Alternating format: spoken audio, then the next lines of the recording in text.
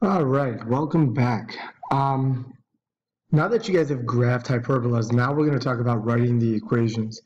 And you're using a lot of the stuff you learned in the previous section, right, and working backwards from it. All right, so when you go to graph, you need to know the parts. So we're going to review here real quick with writing these equations in standard form, then finding the center and vertex, because that's going to help us work backwards to find the, or to write the equation. So first off, when we look at this, we want to see what x squared term is being subtracted. And in this case, you see it's y. So when we go to organize this, we're going to go x squared, then we're going to go minus 2x, then we're going to go minus y squared, then we're going to go minus 4y. And then what we're going to do right away is add that 4 to both sides, so it equals 4. Now, the one thing you have to know here, and this is the tough part, I'm going to group these two terms, and I'm going to group these two terms.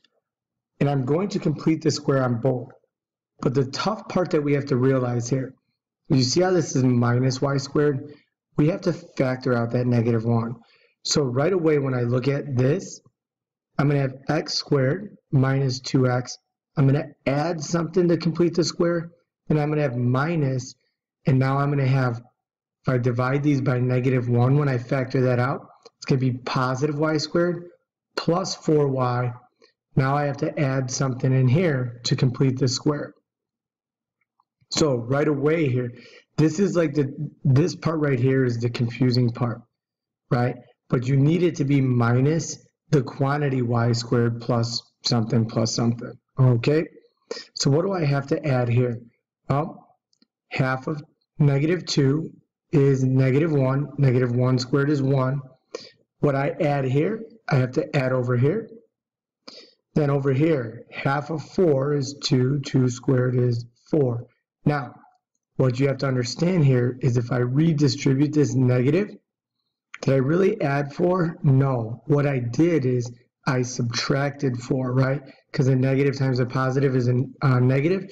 So when I come over here, I have to subtract that 4. And that's another tough part you have to understand. So here, this becomes x minus 1 all squared minus y plus 2 all squared. So this becomes the x minus 1 squared. This becomes the y plus 2 squared equals 4 plus 1 minus 4 is going to give you 1. Now technically we have to set this equal to 1, or we need to find a and b here, so we have to divide by something. So right away here, our standard form is basically x minus 1 squared over 1 minus y plus 2 squared over 1 equals 1. So right away here, our center is going to be at 1, negative 2. Remember, it's the opposite of negative 1, opposite of 2. Now to find our vertex, since we're starting with x, we know it's opening left and right. So if I plot the center at 1, negative 2, I know a squared is equal to 1, so a is equal to 1. So what I'm going to end up doing here is I'm going to go 1 unit to the right, and I'm going to go 1 unit to the left. And that basically gives me my vertices. So one of my vertices is going to be at 0, negative 2, and my other vertex is going to be at 2, negative 2. Okay, let's take a look at the next one. It's a little bit more complicated, but same concepts. So right away, when I go to group, it's minus x squared, so my y term is going to go first. So 2y squared, then I'm going to go plus 8y minus x squared plus 2x. And then I'm going to subtract that 3 to make it equal to negative 3. Now this one's got an extra little element here. When I go to do this part, I have to factor out that 2 first.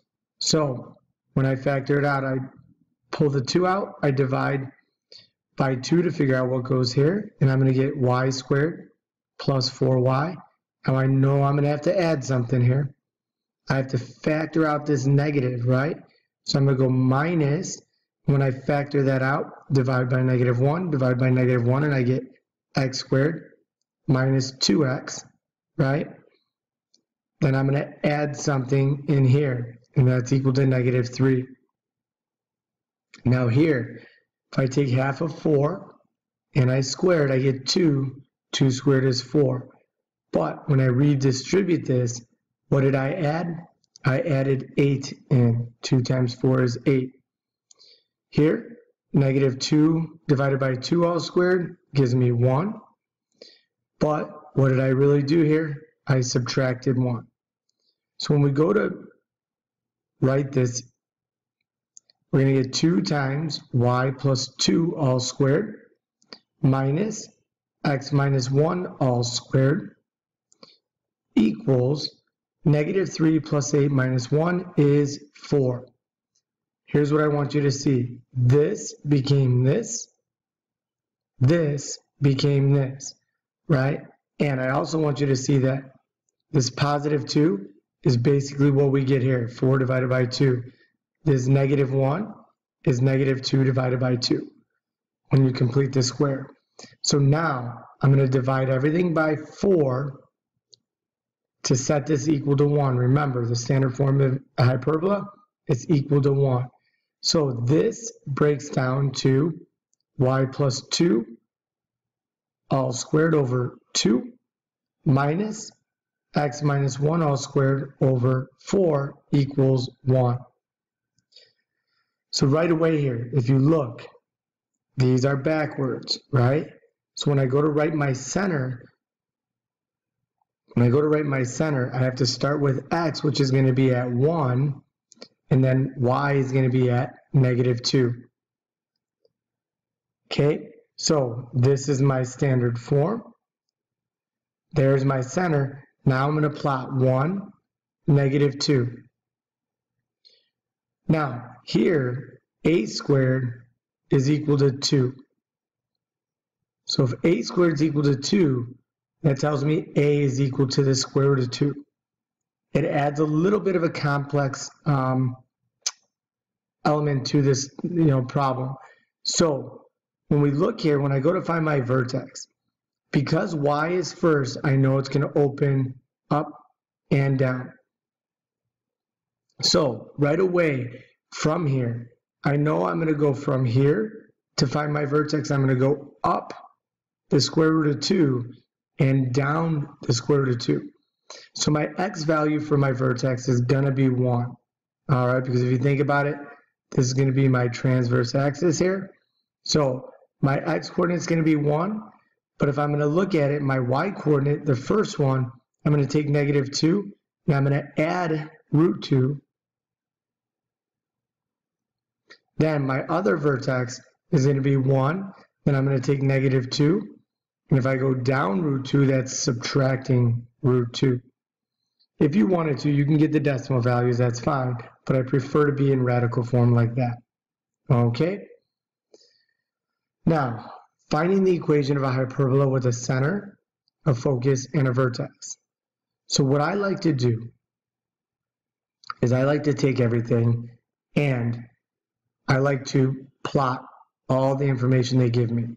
So here's my center, my focus, 1, 2, 3, 4, 5, and my vertex is at 0, 3. Now, what you have to understand here is the parabola always eats the focus. So if this is my vertex, I know it's opening this way, right? So I know y has to go first. It's going to be y squared and then minus x squared. Now, if my center is at 0, 0, I know that's y minus 0 squared minus x minus 0 squared. But this is no different than just y squared minus x squared. And we know it's always equal to 1. But now, remember, this is over a squared, this is over b squared. And remember, a is the distance from the center to the vertex. So if I go to look at that right now, from the center to the vertex, what is this distance? That distance is 1, 2, 3. So right away, a is equal to 3, and 3 squared is 9. Now, I still need b, and b, remember, helps us create that rectangle, and it's hard to find from the information we have here. But you have to remember that c squared equals a squared plus b squared. And remember, c is the distance from the center to the focus. So right now, when I look at that distance, that is going to be 5. So 5 squared is 25 equals a squared is 9 plus b squared. And if I subtract 9, I get b squared is equal to 16. So that would be over 16. And here is your equation. Okay. Example 3. Right away, the first part's pretty easy. Now, right away, if we go ahead and we sketch this graph to get the information, right? 4, -1 is our center. Our focus is at 7, -1. And my vertex, right, is going to be at 6, -1. Here's my center. Here's my vertex. Here's my focus, which means my parabola is going to open like this. So I know right away my x term goes first. So x minus 4 all squared plus y plus 1 all squared is going to equal 1. Now we have to work on finding a and b. So what is the distance from the center to the vertex here? That distance is 2. So right away a is equal to 2. So this is over 4. Now, I'm going to have to find c here, right? Which is the distance from the center to the focus. And that distance is going to be 1, 2, 3. So right away we know c squared equals a squared plus b squared. Our goal is to find b squared here. So if a squared is equal to, c squared is equal to 9 equals 4 squared is 16. Oh, did I make a mistake here? Yep. Sorry about that.